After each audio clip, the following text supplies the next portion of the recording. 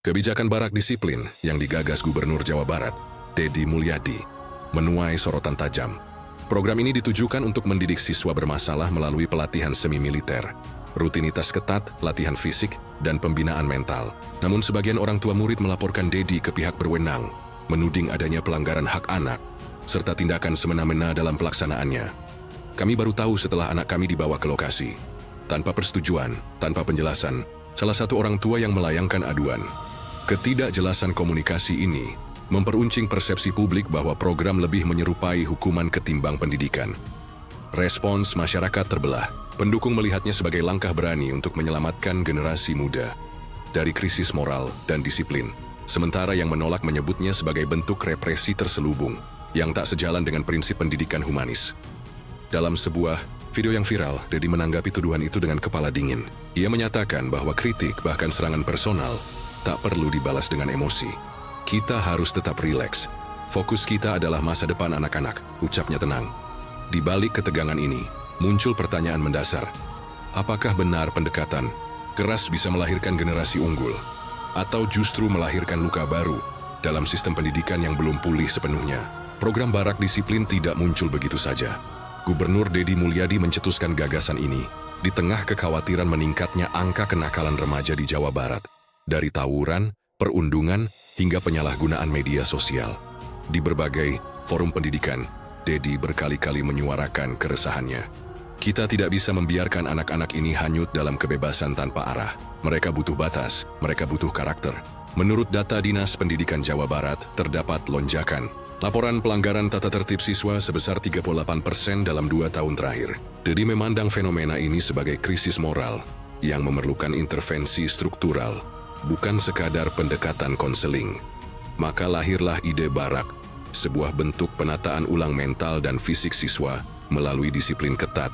Namun, dalam pelaksanaannya, program ini terkesan terburu-buru. Tidak semua sekolah diberi panduan operasional yang jelas. Sosialisasi ke orang tua minim. Banyak kepala sekolah mengaku hanya menerima surat edaran tanpa ruang dialog. Kami hanya mengikuti perintah atasan, ujar seorang kepala sekolah di Bekasi yang enggan disebutkan namanya. Beberapa siswa yang ditempatkan di barak mengaku mengalami kejutan budaya. Dari bangun pukul 04.30, push-up 100 kali sehari, hingga pelatihan baris berbaris dengan nada tinggi. Meskipun sebagian menyebut merasa lebih disiplin, sebagian lainnya justru mengalami tekanan mental. Ada yang menangis diam-diam, ada pula yang mengaku trauma. Deddy mengklaim bahwa program ini telah melalui kajian dengan melibatkan psikolog, TNI, dan guru senior. Namun, tidak ada dokumen kajian publik yang bisa diakses masyarakat. Ketertutupan ini memicu asumsi bahwa program ini lebih banyak digerakkan oleh idealisme pribadi ketimbang hasil musyawarah publik. Anak-anak ini bukan milik negara saja, mereka juga milik keluarga dan masyarakat. Kritiknya mewakili suara banyak pihak yang menginginkan pendekatan pembinaan yang lebih dialogis dan empatik, bukan instruksional dan koersif. Di balik pagar tinggi dan barisan ranjang besi yang seragam, barak disiplin menjadi saksi bisu kisah-kisah remaja yang dipaksa menjadi baru. Beberapa mengaku mendapat pelajaran hidup, tapi banyak pula yang merasa kehilangan suara. Danu, 19, siswa kelas A dari Cirebon, menghabiskan 3 minggu di barak setelah tertangkap merokok di lingkungan sekolah. Dengan suara pelan, ia menceritakan rutinitas yang dijalani. Setiap pagi kami harus lari 5 km. Kalau telat bangun push-up 200 kali. Kami tidak boleh bicara kecuali ditanya, katanya. Danu tak menyangkal ia jadi lebih disiplin, tapi bukan tanpa luka. Saya takut pulang, takut dianggap anak gagal. Berbeda dengan Danu Naya, 15, siswi dari Sukabumi, justru mengalami tekanan yang lebih dalam. Ia dikirim ke barak karena dicurigai membolos saat jam pelajaran daring. Saya bukan malas, di rumah saya bantu ibu jualan, tapi guru pikir saya bohong. Di barak Naya mengaku sering menangis diam-diam. Kami tak diberi ponsel, tidak boleh menangis, harus kuat. Tapi saya cuma anak-anak. Sejumlah pengamat pendidikan menilai pendekatan barak tidak memperhatikan konteks sosial anak. Banyak siswa bermasalah bukan karena nakal, tapi karena terbebani masalah keluarga atau ekonomi, ujar Dr. Ratna Wijaya, dosen psikologi pendidikan di Universitas Pendidikan Indonesia. Ia menambahkan, tanpa pendekatan psikososial, program ini berisiko menambah beban mental anak. Sementara itu, ada juga cerita yang lebih optimis. Agus, 17, yang sebelumnya terlibat geng motor, kini aktif dalam program wirausaha remaja. Saya memang butuh dijewer, Di barak saya belajar tentang tanggung jawab, ujarnya. Tapi ia mengakui, bukan semua orang tahan dengan metode keras. Saya kuat karena memang sudah jatuh terlalu dalam. Tapi teman saya malah jadi pendiam sejak pulang. Cerita-cerita ini membentuk mozaik emosi yang kompleks. Tidak ada narasi tunggal. Yang pasti, barak telah mengubah banyak anak, baik ke arah yang lebih disiplin, maupun menjadi lebih tertutup. Kritik demi kritik mengalir deras. Dari laporan polisi, protes aktivis pendidikan, hingga kisah pilu para siswa, semua membentuk badai opini yang tak mudah dibendung. Namun di tengah gempuran itu, Gubernur Jawa Barat, Deddy Mulyadi, memilih jalur yang berbeda, bukan membantah melainkan menjelaskan. Dalam sebuah video resmi yang diunggah di kanal pemerintah provinsi, Deddy tampil tanpa kemewahan. Duduk sederhana di depan kamera, ia membuka pembicaraan dengan senyuman kecil. Saya tahu, banyak yang tidak sepakat. Tapi saya tidak sedang cari popularitas, ujarnya.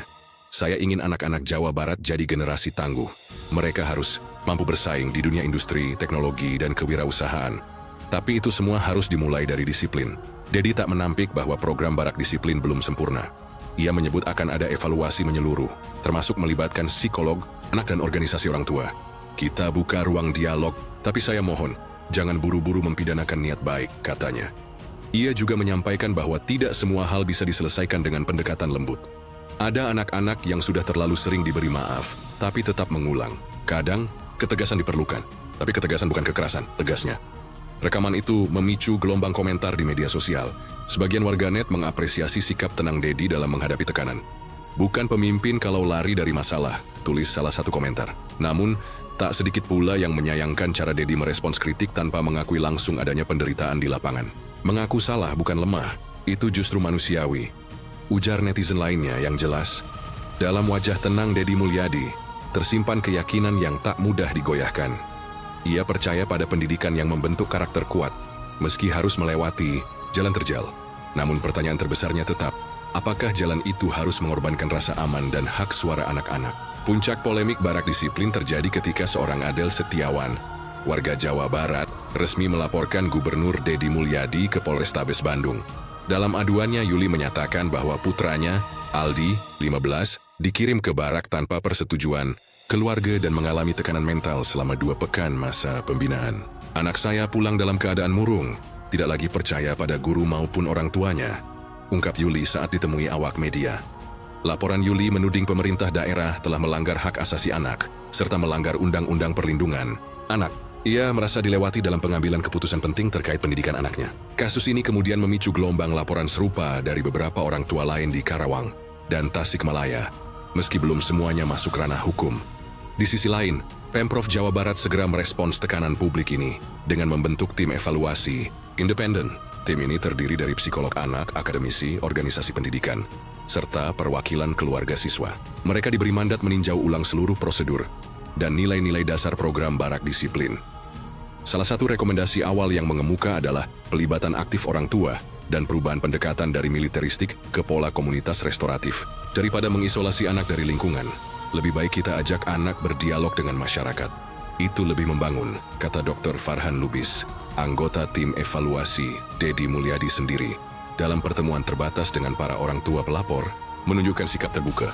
Ia menyampaikan empati pada anak-anak yang merasa tertekan, sembari tetap menekankan bahwa niat awalnya adalah mencegah kerusakan yang lebih besar.